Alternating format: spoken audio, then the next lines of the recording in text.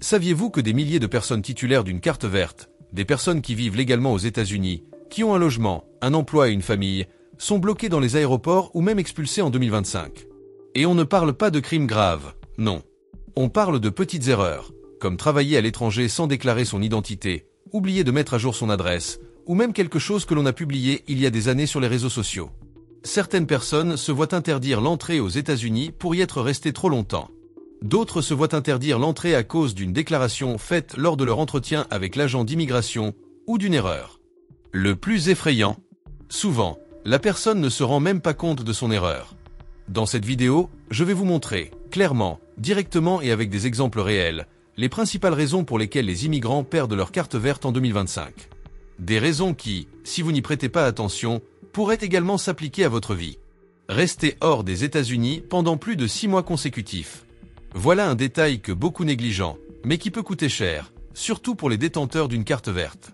Allons droit au but. Si vous êtes résident permanent des États-Unis et que vous séjournez plus de 6 mois consécutifs à l'étranger, vous pourriez rencontrer de sérieux problèmes à votre retour. Beaucoup de gens pensent « Oh, j'ai ma carte verte, je peux aller et venir comme bon me semble ». Mais en réalité, une carte verte n'est pas qu'un simple document. C'est un engagement, un lien que vous avez avec les États-Unis qui en font votre lieu de résidence principale. Et lorsque vous passez plus de 6 mois à l'étranger, vous commencez à éveiller des doutes auprès de l'agent d'immigration. Cette personne vit-elle toujours aux États-Unis ou essaie-t-elle de conserver sa carte verte uniquement par sécurité? Et c'est là que tout change. À votre arrivée à l'aéroport, l'agent pourrait vous arrêter et vous interroger. Il voudrait connaître la raison de votre longue absence, où vous êtes allé, si vous avez toujours un domicile aux États-Unis, si vous y travaillez, si vous continuez à payer des impôts. Et si vos réponses ne sont pas convaincantes, vous pourriez même faire l'objet d'une procédure d'expulsion. Oui, même avec une carte verte en main. Le plus triste, c'est que, souvent, la personne ne voyageait que pour soigner un proche malade, régler un héritage ou même se reposer. Mais si elle ne laissait aucune trace claire de sa vie aux États-Unis, facture, domicile, travail, relations familiales, cela pouvait être interprété comme un abandon de résidence. Le message est donc clair. Si vous devez séjourner longtemps à l'étranger, préparez-vous à l'avance.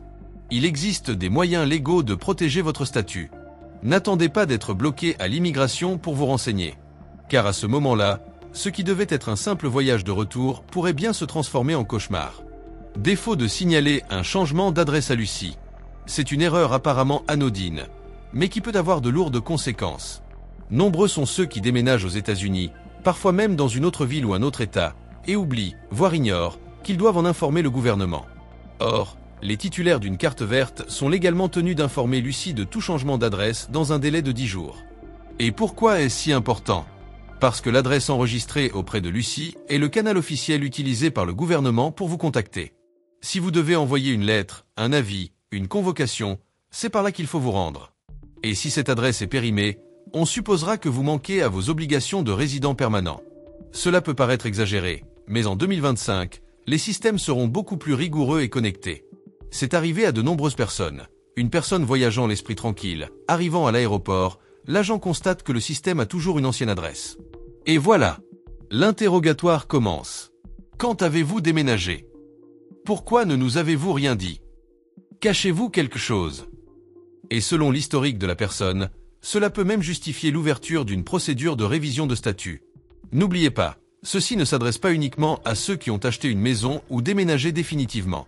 Même si vous avez emménagé temporairement chez quelqu'un ou que vous avez séjourné quelque temps ailleurs, vous devez tout de même mettre à jour vos informations. Alors, si vous avez changé d'adresse, mettez-la à jour. C'est gratuit, ça ne prend que quelques minutes en ligne et ça peut vous éviter de graves problèmes. Lucie peut sembler un peu décalée, mais il sait exactement quand quelque chose ne va pas. Et ne pas vous informer d'un simple changement peut compromettre tout ce que vous avez construit. Commettre des crimes, même s'ils sont anciens ou considérés comme mineurs. C'est un point sensible, car beaucoup pensent que le passé appartient au passé. Mais en matière d'immigration aux États-Unis, le système n'oublie pas. Certaines personnes ont commis des erreurs il y a 10, 15, voire 20 ans. Une bagarre, un vol mineur, une amende inscrite au casier judiciaire. Des choses qui, bien souvent, n'ont même pas entraîné de peine de prison. La personne a tourné la page, fondé une famille, obtenu une carte verte, travaillé, payé des impôts, et pense que tout cela est derrière elle. Mais ce n'est pas tout à fait le cas. Aujourd'hui, en 2025, les systèmes gouvernementaux américains sont de plus en plus intégrés. Et n'importe quel casier judiciaire, même mineur, même ancien, peut refaire surface lors de votre passage à l'immigration. Les agents le voient à l'écran, demandent à vous emmener dans une salle séparée et commencent à vous poser des questions. De quoi s'agissait-il en 2009? Cette accusation a-t-elle été résolue? Avez-vous déclaré ce casier judiciaire sur votre demande? Pire encore, même si vous êtes déjà entré aux États-Unis avec ces antécédents, votre admissibilité peut désormais être réévaluée selon de nouveaux critères. Ce qui était auparavant ignoré peut désormais constituer un motif de révision. Et oui, cela peut même entraîner l'annulation de votre carte verte. Pas besoin d'avoir été condamné, vous savez? Il suffit d'avoir un casier judiciaire vierge, une accusation non résolue, ou même une affaire oubliée. Et puis, tout revient. Par conséquent, si vous avez un casier judiciaire, aussi mineur soit-il, il est judicieux de consulter un avocat spécialisé en immigration avant de voyager. Car une fois à l'aéroport, il est trop tard pour s'expliquer calmement. Et là, une erreur passée pourrait vous coûter cher. Fraude ou mensonge lors de processus d'immigration antérieurs. C'est un sujet que beaucoup évitent d'aborder, car il évoque le passé, des décisions difficiles et des moments de désespoir. Pourtant, il faut en parler. Et clairement, de nombreux immigrants aujourd'hui titulaires d'une carte verte ont suivi des parcours compliqués à l'époque. Certains ont utilisé de faux documents pour entrer. D'autres ont menti sur leur nom, leur âge, leur situation familiale et le motif de leur voyage. Parfois par peur, parfois par manque d'options. Puis, avec le temps, ils ont régularisé leur situation, ont réussi à ajuster leur statut et ont continué leur vie en toute légalité. Mais voici une dure vérité, le système américain récupère ces données. D'ici 2025, les données frontalières, les anciens visas, les entretiens précédents, les entrées passées et même les documents d'autres pays seront automatiquement recoupés. Et lorsqu'une incohérence apparaît entre ce qui a été déclaré précédemment et ce qui est désormais enregistré, la sonnette d'alarme se déclenche. Vous vivez peut-être aux États-Unis depuis des années, payez des impôts, avez une famille et un emploi stable. Mais si les agents de l'immigration découvrent une fraude précoce, même mineure, même si elle semble oubliée, ils pourraient considérer que votre carte verte a été obtenue illégalement. En pratique, cela signifie qu'elle pourrait être révoquée. Le plus effrayant, beaucoup de gens ne se rendent même pas compte qu'ils ont fait une erreur. Ils ont rempli un formulaire avec l'aide de quelqu'un d'autre, ont omis des informations incomplètes ou ont utilisé un nom abrégé, pensant que c'était acceptable. Ils ne découvrent la gravité de la situation que lorsqu'ils sont déjà assis dans une salle d'interrogatoire à l'aéroport. Déclarer sa résidence fiscale en dehors des États-Unis. C'est une de ces choses dont beaucoup de gens n'imaginent même pas qu'elles puissent causer des problèmes. Mais c'est le cas. Sérieusement. Avoir une carte verte signifie que vous êtes officiellement résident permanent des États-Unis. Et cela inclut, selon la loi, votre statut fiscal. Autrement dit, vous devez déclarer vos impôts comme résident aux États-Unis, même si vous séjournez une partie de votre temps dans un autre pays.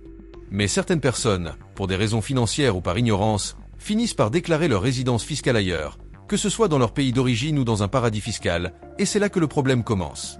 Le système américain considère cela comme un signe clair que la personne n'a plus l'intention de vivre aux États-Unis.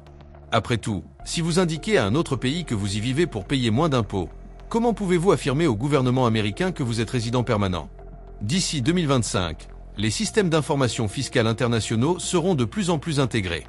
États-Unis, Europe, Amérique latine, de nombreux pays échangent automatiquement des données. Et lorsque l'IRS américain croise vos dossiers avec vos déclarations à l'étranger, il découvre que vous avez changé de pays sur papier. Même si, en pratique, vous détenez toujours votre carte verte. Le résultat, cela peut servir de preuve que vous avez abandonné votre résidence aux États-Unis. Vient ensuite la question délicate de l'immigration. Si vous vivez à l'étranger, pourquoi avez-vous encore une carte verte? Cela pourrait entraîner la révocation de votre statut. Ainsi, si vous percevez des revenus à l'étranger, payez des impôts dans un autre pays ou envisagez de déclarer votre résidence fiscale hors des États-Unis pour quelque raison que ce soit, commencez par consulter un comptable qui maîtrise le droit américain. Car une décision qui semble purement comptable pourrait être interprétée comme un abandon de statut. Concrètement, cela signifie tout mettre en péril, votre domicile, votre emploi, votre famille et votre droit de résider légalement aux États-Unis. Ne pas payer d'impôts aux États-Unis. Beaucoup pensent qu'une fois la carte verte obtenue, le plus important est d'éviter les délits ou de se conformer aux règles d'immigration. Mais peu de gens réalisent que ne pas payer d'impôts peut aussi tout gâcher. Une carte verte fait de vous un résident permanent.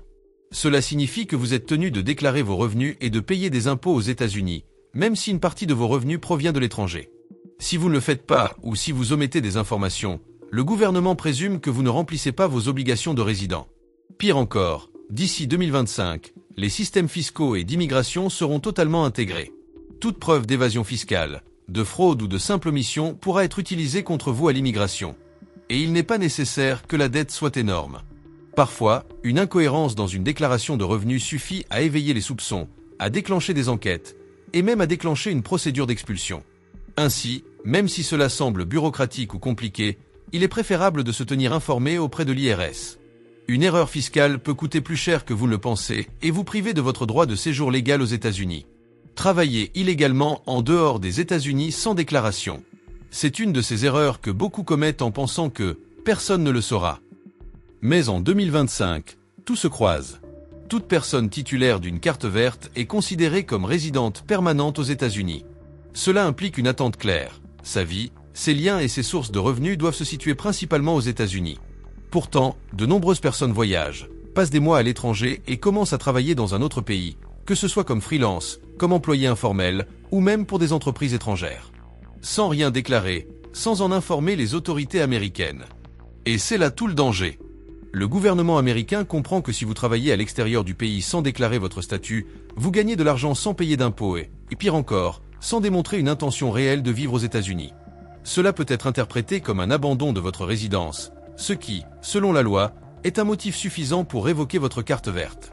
Aujourd'hui, grâce aux accords internationaux et aux systèmes intégrés, de plus en plus d'informations sur les relations de travail, les revenus et les transactions financières sont partagées entre les pays. Autrement dit, même si vous pensez que personne ne vous surveille, ils le font. Par conséquent, si vous devez travailler hors des États-Unis, il est préférable de consulter un spécialiste. Cacher votre dossier peut sembler anodin, mais les agents de l'immigration peuvent l'interpréter comme une fraude ou un abandon. Une décision aussi irréfléchie pourrait vous priver de votre droit de vivre aux États-Unis. Rendre public des messages offensants ou contenant du contenu considéré comme sensible. Cela peut paraître exagéré, mais de nos jours, ce que vous publiez sur les réseaux sociaux peut vous arrêter à la frontière. Littéralement. En 2025, les agents d'immigration américains auront accès à des outils de surveillance des contenus publics publiés en ligne et les utiliseront. Cela s'applique aussi bien aux personnes entrant aux États-Unis avec un visa qu'à celles titulaires d'une carte verte. Si une publication est jugée offensante, extrémiste, politiquement sensible ou associée à un discours haineux, elle peut servir de motif d'interrogatoire, voire d'ouverture d'une procédure d'annulation de permis de séjour. Et il n'est même pas nécessaire que ce soit directement illégal. Il y a eu des cas de personnes arrêtées pour avoir partagé des blagues politiques, des critiques des autorités américaines ou du contenu qui, sorti de son contexte, semblait suspect. Si les algorithmes détectent des schémas ou des mots-clés liés à la sécurité nationale, à la violence ou à des groupes extrémistes, le nom se retrouve sur une liste de surveillance. Et toute personne figurant sur cette liste est arrêtée à l'immigration. Le pire, c'est que, souvent, la personne ne se souvient même pas de la publication. Il s'agissait d'un ancien partage, d'un commentaire impulsif, d'un message écrit sous le coup de la colère. Mais pour les besoins de l'immigration, il suffit que la publication soit publique pour être analysée. Il est important de noter que si vous possédez une carte verte, tout ce que vous publiez, commentez ou partagez sur les réseaux sociaux peut être scruté, surtout avant un voyage. Et même si vous êtes un résident légal, vous pourriez être traité comme quelqu'un qui doit s'expliquer. Soyez donc attentif à ce que vous publiez. Une simple publication peut vous coûter votre statut d'immigration. Être accusé de fraude aux prestations sociales, comme Medicaid, bons d'alimentation, etc. C'est l'une de ces erreurs que beaucoup de gens font, pensant que cela ne mènera à rien, mais cela pourrait leur coûter leur carte verte. Lorsqu'une personne résidant de manière permanente aux États-Unis demande des prestations sociales comme Medicaid, des coupons alimentaires ou une aide au logement, le gouvernement exige que tout se déroule en toute transparence. Malheureusement, certaines personnes fournissent de fausses informations, omettent leurs revenus ou utilisent les documents d'autrui pour obtenir des approbations plus rapides ou plus avantageuses que celles autorisées. Et même si la fraude semble mineure, comme une fausse adresse ou un montant omis, elle est prise au sérieux par les autorités américaines. D'ici 2025, grâce à la connexion des systèmes d'immigration, d'aide sociale et de l'IRS, toute incohérence pourra être détectée et liée à votre numéro d'enregistrement de résident. Le résultat: l'accusation de fraude d'intérêt public est considérée comme un grave abus de confiance et peut constituer un motif direct d'ouverture d'une procédure d'expulsion. Et oui, cela arrive même à ceux qui vivent aux États-Unis depuis des années, ont une famille, paient des impôts et n'ont jamais eu d'autres problèmes. Le plus dangereux, c'est que, dans bien des cas, la personne ne se rend même pas compte qu'elle a commis une erreur. Elle a accepté l'aide d'un ami, rempli le mauvais formulaire ou fait confiance à un intermédiaire sans se rendre compte qu'elle mentait. Mais aux fins de l'immigration, c'est vous qui êtes responsable. Alors, si vous avez une carte verte, évitez tout risque à cet égard. Si vous demandez des prestations, assurez-vous que tout est en règle, déclaré et conforme à la loi. Car une erreur dans ce domaine pourrait se transformer en cauchemar avec votre nom, votre date et votre tampon fédéral. Comme vous l'avez vu, conserver votre carte verte en 2025 implique bien plus que simplement éviter les délits ou payer des impôts. Des détails, des attitudes et même des distractions peuvent tout gâcher. D'une simple absence prolongée hors des États-Unis à une vieille publication sur les réseaux sociaux, tout peut entraîner une suspension, une enquête ou dans le pire des cas, la perte définitive de votre résidence. Et le plus inquiétant, c'est que beaucoup de gens vivent avec ce risque sans même le savoir. Ils croient que le simple fait d'avoir une carte verte en poche leur garantit tout. Or, en réalité, une carte verte exige responsabilité, attention constante et surtout, information. Si cette vidéo vous a alerté ou vous a aidé, partagez-la avec quelqu'un qui possède également une carte verte ou qui envisage d'en faire la demande. Ce type de contenu peut éviter de graves problèmes. Et si vous souhaitez continuer à recevoir des alertes concrètes et actualisées, expliquées en termes simples, abonnez-vous à la chaîne dès maintenant, activez les notifications et restez informé de tout ce qui se passe en coulisses à l'immigration américaine. Ici, nous abordons des sujets méconnus, mais essentiels à connaître. À bientôt pour la prochaine vidéo.